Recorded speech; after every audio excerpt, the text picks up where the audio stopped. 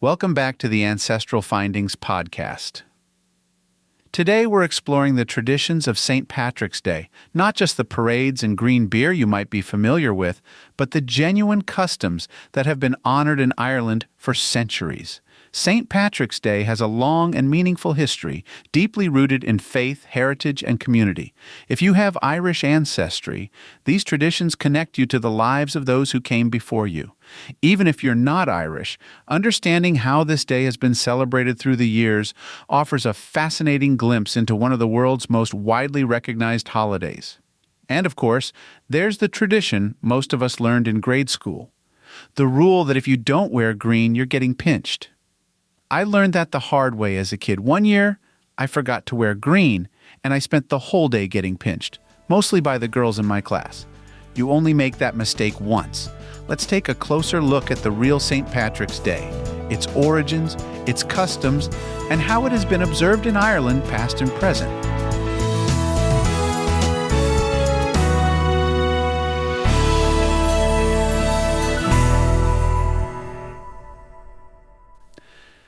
St. Patrick was a real historical figure who lived in the 5th century AD and is revered as the patron saint of Ireland. Each year, on March 17th, the traditionally recognized date of his passing, Irish people and their descendants worldwide come together to celebrate his life and legacy.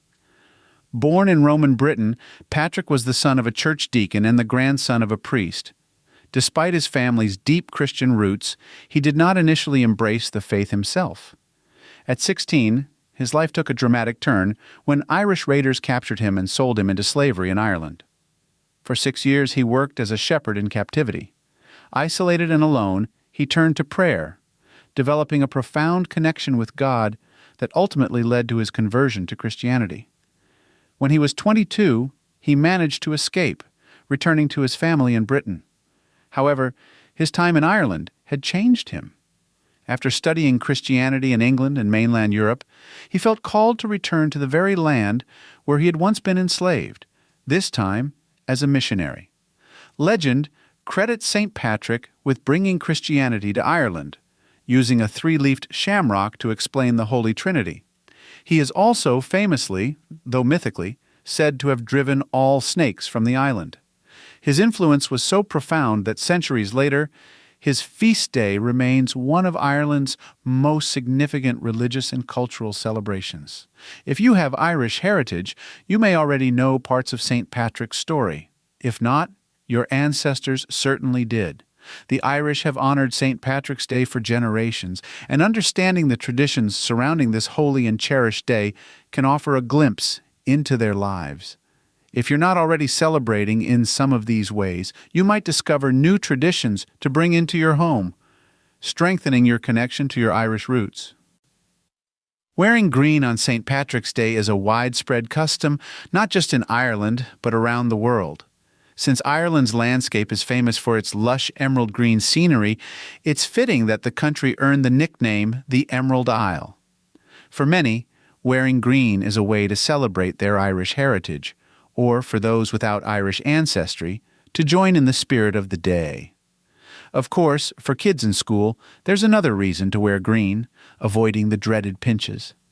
I remember one year when I forgot, and I paid the price for it. I got pinched all day, mostly by the girls in my class. After that, I made sure to always wear at least a little green on St. Patrick's Day.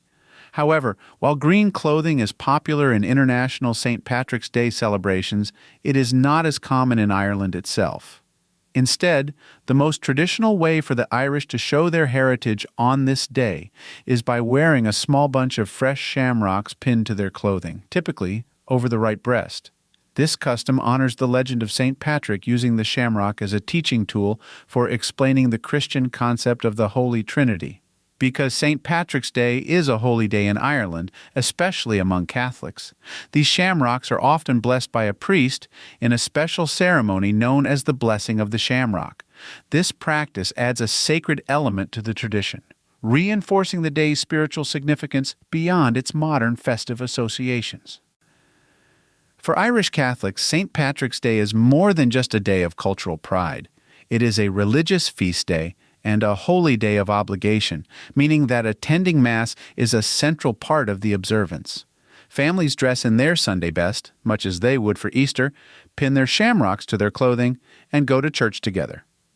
The Mass often includes prayers and hymns dedicated to St. Patrick, commemorating his role in spreading Christianity to Ireland. Afterward, families return home for a special St. Patrick's Day dinner. While corned beef and cabbage is well known in Irish-American celebrations, in Ireland, the meal traditionally consists of roast meat, boiled vegetables, and mashed potatoes. It's a time for gathering with loved ones, reflecting on faith, and enjoying home-cooked food. Following dinner, many families watch St. Patrick's Day parades from around the world on television, especially those held in major cities like Dublin, New York, and Boston. Today, many outside of Ireland associate St. Patrick's Day with beer, whiskey, and revelry. However, in Ireland, the tradition of heavy drinking on this day is not historically accurate. In fact, for much of Ireland's history, pubs were legally required to close on St. Patrick's Day, as the day was considered too sacred for drinking. This law remained in effect until the late 1970s. Even now, while alcohol is permitted, many devout Irish still abstain from drinking on March 17th as part of their religious observance. Although some Irish pubs, particularly in larger cities, now serve green beer to cater to tourists, this is far from an authentic Irish tradition. The practice of coloring beer green originated in American celebrations, not in Ireland. While St. Patrick's Day parades are often viewed as an Irish custom, they did not begin in Ireland. The first known St. Patrick's Day parade actually took place in New York City in 1766, organized by Irish immigrants serving in the British military. For a long time, Ireland did not hold parades for St. Patrick's Day at all. It wasn't until 1995 that Ireland introduced its first official parade, a move largely intended to boost tourism. This single event gradually expanded into what is now known as the St. Patrick's Festival, a 5-day extravaganza in Dublin featuring concerts, traditional Irish dance performances, art exhibitions, and street food vendors. While Dublin and other major cities host large-scale St. Patrick's Day festivals, the celebration looks very different in rural Ireland. These communities maintain a simpler, more traditional approach, one that closely resembles how the holiday was observed in centuries past. After attending church and sharing a special meal, rural Irish families, especially those who still speak Gaelic, often engage in lively, traditional activities such as horse racing, Irish singing, and Seelie dancing. For your Irish ancestors, St. Patrick's Day was not just a festive occasion, it was a sacred and significant day of remembrance and faith. While today's celebrations have changed, many of the core traditions remain, bridging the past with the present. So, this March 17th, let your Irish roots shine proudly. Whether you celebrate with a quiet prayer, a lively dance, or a heartfelt toast to St. Patrick himself.